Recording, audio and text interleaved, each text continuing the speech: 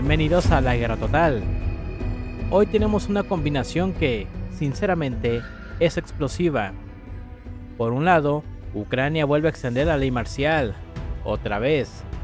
Ya van 19 prórrogas, sin elecciones, sin cambios políticos, con el poder completamente concentrado.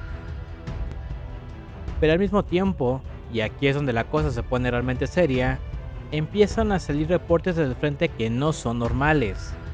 Estamos hablando de soldados ucranianos que literalmente están muriendo de hambre. Y como si esto fuera poco, aparece un tercer elemento que cambia la dinámica en el terreno. Operaciones subterráneas rusas, uso de túneles, infiltraciones por debajo de posiciones urbanas, especialmente en zonas como Konstantinivka. Así que hoy no estamos viendo solo un frente activo, estamos viendo tres niveles al mismo tiempo: el político, el logístico y el táctico, todos deteriorándose a la vez. Ahora sí, vamos por partes. Primero, lo político.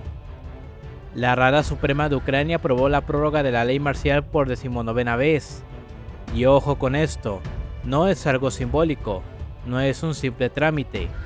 Estamos hablando de una extensión de 90 días adicionales, desde el 4 de mayo hasta el 2 de agosto. Esto significa, en la práctica, que todo el sistema electoral sigue suspendido. No hay elecciones parlamentarias, no hay elecciones presidenciales, no hay elecciones locales. La ley marcial se declaró inicialmente el 24 de febrero de 2022, y desde entonces no ha dejado de renovarse. El resultado, Volodymyr Zelensky, cuyo mandato terminó el 20 de mayo de 2024, sigue en el poder bajo este esquema. Es decir, la guerra no solo está redefiniendo el frente, también está congelando completamente la política interna del país. Y aquí viene algo que llama muchísimo la atención, porque justo en paralelo a esto, la Unión Europea culminó el jueves 23 de abril el proceso para otorgar un préstamo masivo a Ucrania, 90.000 millones de euros. En teoría, este dinero es para sostener la defensa y el funcionamiento del país durante 2026 y 2027. Pero cuando uno baja al terreno, ese dinero no aparece por ningún lado. Y aquí es donde entramos en uno de los puntos más delicados de todo este escenario. Porque en Kupiansk, hace apenas unos días, el medio The Guardian publicó un reportaje que rompe completamente con la narrativa habitual que estamos viendo en muchos lados. ¿De qué estamos hablando? De unidades ucranianas que han pasado meses prácticamente aisladas. Y aquí empiezan los detalles que realmente preocupan. Los suministros de alimentos y medicinas solo podían llegar mediante drones. No hay rutas terrestres seguras, no hay logística estable, todo depende de envíos limitados, intermitentes y muchas veces insuficientes. Una de las esposas de los soldados, Anastasia Sichuk, dio un testimonio que es directamente brutal. Según ella, cuando los soldados llegaron al frente, pesaban entre 80 y 90 kilos. Pero ahora, están alrededor de los 50. Es decir, estamos viendo una pérdida física extrema en cuestión de meses. Pero hay más. Según su relato, después de un primer envío de suministros, no llegó más comida durante 10 días. 10 días en combate, sin comida. En ese tiempo, los soldados tuvieron que sobrevivir bebiendo agua de lluvia y nieve derretida. No estamos hablando de una situación difícil, estamos hablando de condiciones límite de supervivencia. ¿Cómo se llega a este punto? Y aquí entramos en dos factores clave. El primero es interno, problemas dentro del propio sistema ucraniano, negligencia en el mando, fallas logísticas y corrupción. Y esto no es algo nuevo. A lo largo de toda la guerra han aparecido múltiples casos que apuntan en esa dirección. Por ejemplo, en 2023, Volodymyr Prudnikov, jefe del Departamento de Adquisiciones del Comando de las Fuerzas Médicas de Ucrania, fue acusado de suministrar 11.000 kits médicos tácticos chinos sin certificar al frente. Ahora, el segundo factor, y probablemente el más importante para entender todo lo que estamos viendo en el frente. El enfoque operativo ruso, porque aquí hay algo que mucha gente no termina de entender. Rusia no está peleando bajo la lógica clásica de voy a matar más soldados enemigos y ya.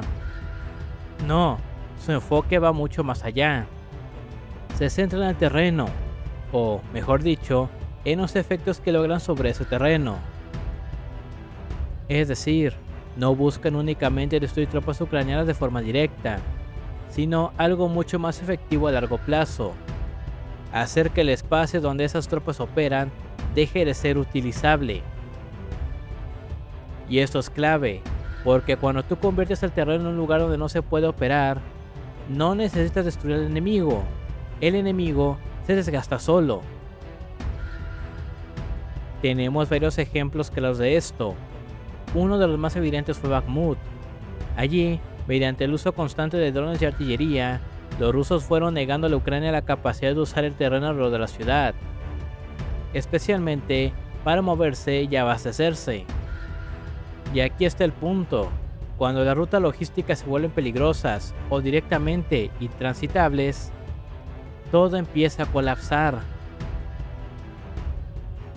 Entonces pasas de tener un defensor cómodo resistiendo a tener un defensor forzado a actuar en condiciones favorables.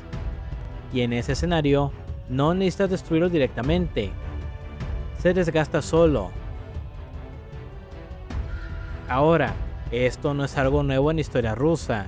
De hecho, hay un precedente clarísimo. La invasión de Rusia por Napoleón en 1812. En ese momento, los rusos no buscaron una gran batalla decisiva para destruir al ejército francés.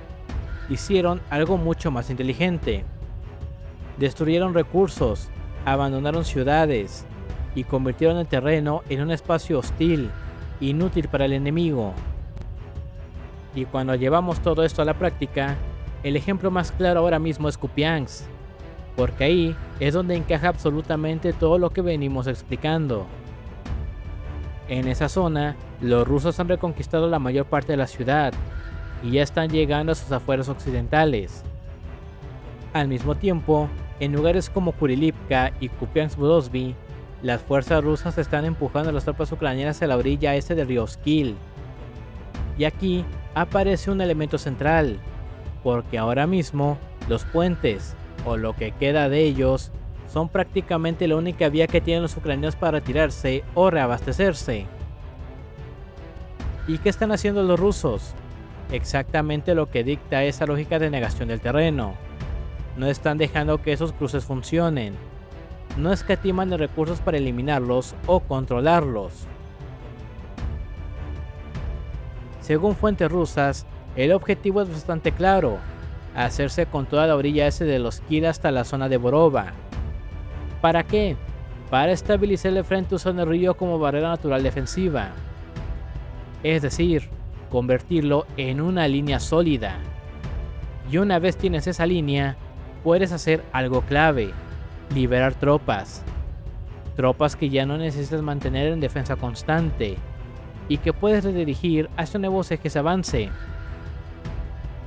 En este caso, hacia el sur, Sviatohirsk, Liman, zonas que empiezan a entrar en ecuación operativa. Y claro, los ucranianos no se quedan quietos.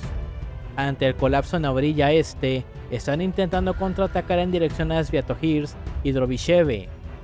Pero aquí aparece el problema de fondo: cada contraataque implica moverse, y moverse en este entorno es exponerse. Y volvemos al mismo punto: cuando el terreno no es utilizable, cada movimiento se paga caro. Ahora, hay otro elemento que encaja perfectamente con esta lógica más amplia, y es la reciente captura de Ozerne, al norte del río Donetsk. Rusia está intentando estabilizar el frente en torno a grandes ejes fluviales, no solo el Oskil, también el Donetsk, porque controlar estos ríos significa controlar los cruces, las riberas, los puntos de paso obligados. Y eso tiene una consecuencia directa: cada intento ucraniano de moverse o replegarse se convierte en un blanco fácil, especialmente para drones FPV y fuego artillero. Pero hay más, porque esto no se queda solo en defensa, también tiene una lógica ofensiva. La idea es consolidar toda esta franja, para construir una base operativa sólida de cara a futuras ofensivas. ¿Hacia dónde? Kramatorsk, Sloviansk, dos de los objetivos más importantes en toda esta zona. Además, este control del terreno permite algo fundamental: desplegar artillería de tubo en mejores condiciones. Y no solo eso, también crear entornos más protegidos para operadores de drones. Y esto ya se está viendo.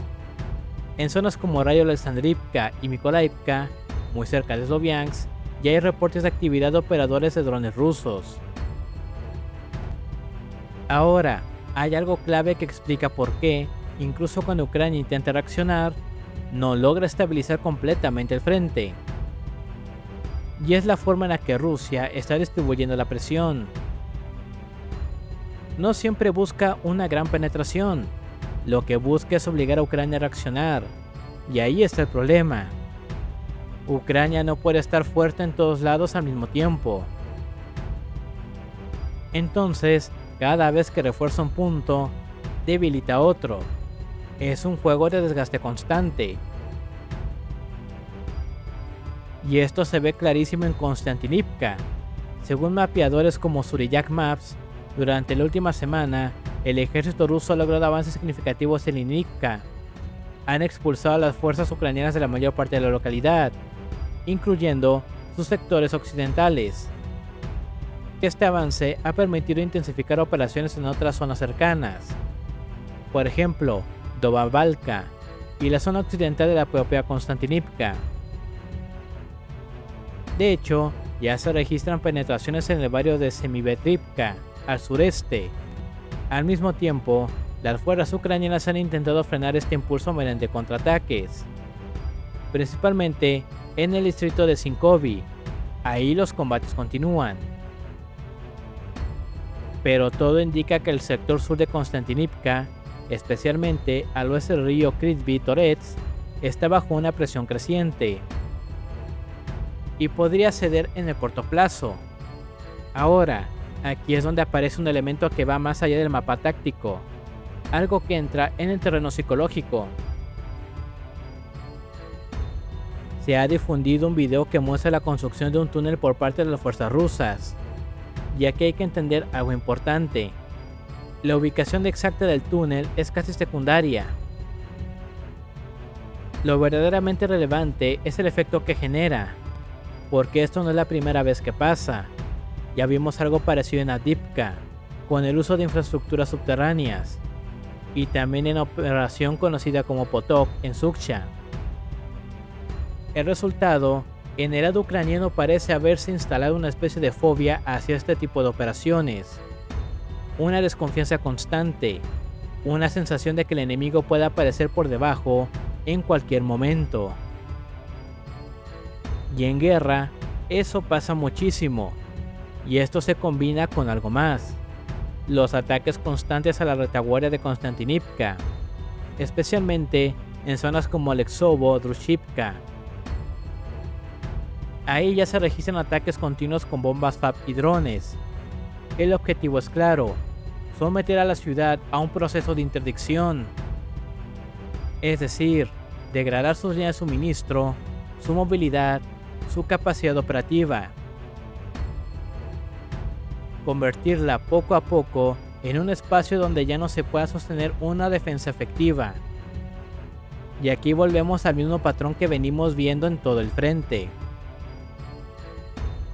Todo indica que los rusos están intentando avanzar principalmente por el flanco sur de la ciudad, y lo hacen aprovechando algo muy específico: los reservorios de agua y estanques. Los utilizan como barreras naturales para proteger sus flancos. Esto tiene dos efectos inmediatos. Primero, reduce los ángulos desde los que pueden ser atacados. Y segundo, limita las rutas de maniobra ucranianas. Es decir, obliga a las fuerzas ucranianas a moverse por corredores más predecibles. ¿Y qué pasa cuando te vuelves predecible? Que te vuelves un blanco, y esos corredores quedan bajo vigilancia constante de drones y bajo fuego de artillería. Y si bajamos un poco más hacia el sur, aparece otro punto clave de toda esta dinámica, el frente de Pokrovsk. Aquí los rusos han logrado infiltrarse casi por completo en Vilivske, y esto es importante por una razón muy concreta. Una de sus tareas clave en ese sector es la captura de Dropopilia. Pero para llegar ahí, necesitan asegurar toda una serie de zonas pobladas al sur, y entre ellas, Vilivske es fundamental. Ahora, hay un elemento que muchas veces se pasa por alto, pero que aquí es absolutamente clave: las minas. En concreto, las minas de Krasnolimansk y Rodinsk, al oeste de Rodinsk. Porque tras prácticamente capturar Pokrovsk y Mignorad, los rusos han conseguido algo muy valioso: una base operativa ideal para organizar futuras ofensivas, tanto hacia el oeste como hacia el norte. Y aquí entra en juego el uso de infraestructura. Estas minas, que incluso han sido inundadas por las fuerzas ucranianas para evitar su uso, siguen teniendo un valor enorme. ¿Por qué? Porque no solo son espacios subterráneos, también incluyen estructuras de hormigón, túneles, instalaciones industriales, todo lo necesario para montar posiciones protegidas. Y bueno amigos, hasta aquí el video de hoy. Un frente que sigue moviéndose bajo una lógica muy clara de presión constante y desgaste, donde cada avance, por pequeño que parezca, va cerrando un poco más el espacio operativo del enemigo. Gracias por acompañarnos, no olviden suscribirse, dejar su like y nos vemos en el próximo análisis.